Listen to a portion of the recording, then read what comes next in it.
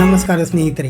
South Africa ವಿರುದ್ಧ ಮೊದಲ test ಪಂದ್ಯ ಭಾರತ ತಂಡ ಹೀನಾಯವಾಗಿ ಸೋತ ಬಳಿಕ ಈಗ ಟೀಂ ಇಂಡಿಯಾಗೆ ಹೊಸ ಡೆಡ್ಲಿ ಬೌಲರ್ ಎಂಟ್ರಿ ನೀಡುತ್ತಿದ್ದಾರೆ. ಈಗಾಗಲೇ 2 ಪಂದ್ಯಗಳ ಟೆಸ್ಟ್ ಸರಣಿಯಲ್ಲಿ ಟೀಂ ಇಂಡಿಯಾ ಮೊದಲ ಪಂದ್ಯದಲ್ಲಿ ಇನ್ನಿಂಗ್ಸ್ ಮತ್ತೆ 31 ರನ್ಗಳ ಅಂತರದಿಂದ ಹೀನಾಯ ಸೋಲನ್ನು ಅನುಭವಿಸಿದೆ. ಆದರೆ ಎರಡನೇ ಟೆಸ್ಟ್ ಪಂದ್ಯ ಭಾರತ ತಂಡಕ್ಕೆ ತುಂಬಾ ಮಹತ್ವದಾಗಿದ್ದು, ಸರಣಿಯನ್ನು ಸಮಬಲಗೊಳಿಸಬೇಕಾದರೆ ಎರಡನೇ ಪಂದ್ಯ ಗೆಲ್ಲಲೇಬೇಕಾದ ಅನಿವಾರ್ಯತೆ ಟೀಂ ಇಂಡಿಯಾಗೆ ಇದೆ. ಆದ್ದರಿಂದ ಎರಡನೇ ಟೆಸ್ಟ್ ಪಂದ್ಯವನ್ನು ಗೆಲ್ಲಲು ಬಿಸಿಸಿಐ ಭಾರತ ತಂಡಕ್ಕೆ ಹೊಸ ಬೌಲರ್ ಒಬ್ಬರನ್ನು ಆಯ್ಕೆ ಮಾಡಿ ಸೌತ್ ಆಫ್ರಿಕಾಗೆ ಕಳಿಸಿಕೊಟ್ಟಿದೆ. ಹೌದು ಸ್ನೇಹಿತರೆ, ಅದಕ್ಕೂ ಮುನ್ನ ನೀವು ಕೂಡ ಭಾರತ ತಂಡದ ಅಭಿಮಾನಿಯಾಗಿದ್ದರೆ ಈ ವಿಡಿಯೋಗೆ ಒಂದು ಲೈಕ್ ಮಾಡಿ. ಮತ್ತೆ ನಿಮ್ಮ ಪ್ರಕಾರ ಭಾರತ ತಂಡ ಎರಡನೇ ಟೆಸ್ಟ್ ಪಂದ್ಯವನ್ನು ಗೆದ್ದು ಸರಣಿಯನ್ನು ಸಮಬಲಗೊಳಿಸಲು ಯಶಸ್ವಿಯಾಗುತ್ತಾ ಎಂದು ನಮಗೆ ತಪ್ಪದೇ ಕಮೆಂಟ್ ಮೂಲಕ ತಿಳಿಸಿ. ಸ್ನೇಹಿತರೆ, ನಿಮ್ಗೆಲ್ಲ ಗೊತ್ತಿರುವ ಹಾಗೆ ಭಾರತ ಮತ್ತು ಸೌತ್ ಆಫ್ರಿಕಾ ನಡುವೆ 2 ಪಂದ್ಯಗಳ ಟೆಸ್ಟ್ ಸರಣಿ ನಡೆಯುತ್ತಿದೆ. ಈಗಾಗಲೇ ಮೊದಲ ಟೆಸ್ಟ್ ಪಂದ್ಯದಲ್ಲಿ ಭಾರತ ತಂಡ ಹೀನಾಯ ಸೋಲನ್ನು ಅನುಭವಿಸಿದ್ದು, ಟೀಂ ಇಂಡಿಯಾ ಬೌಲಿಂಗ್ ಮತ್ತೆ ಬ್ಯಾಟಿಂಗ್ ಸೇರಿದಂತೆ ಎಲ್ಲಾ ವಿಭಾಗದಲ್ಲಿಯೂ ಕೂಡ ಪೂರ್ತಿ ಪ್ರಮಾಣದಲ್ಲಿ ವಿಫಲವಾಗಿದೆ. ಆದರೆ ಎರಡನೇ ಟೆಸ್ಟ್ ಪಂದ್ಯ ಭಾರತ ತಂಡಕ್ಕೆ ತುಂಬಾ ಮಹತ್ವದಾಗಿದ್ದು, ಈ ಪಂದ್ಯದಲ್ಲಿ ಭಾರತ ತಂಡ ತನ್ನ ಬೌಲಿಂಗ್ ಸಾಮರ್ಥ್ಯವನ್ನು ಇನ್ನಷ್ಟು ಹೆಚ್ಚಿಸಿಕೊಳ್ಳಬೇಕಾಗಿದೆ.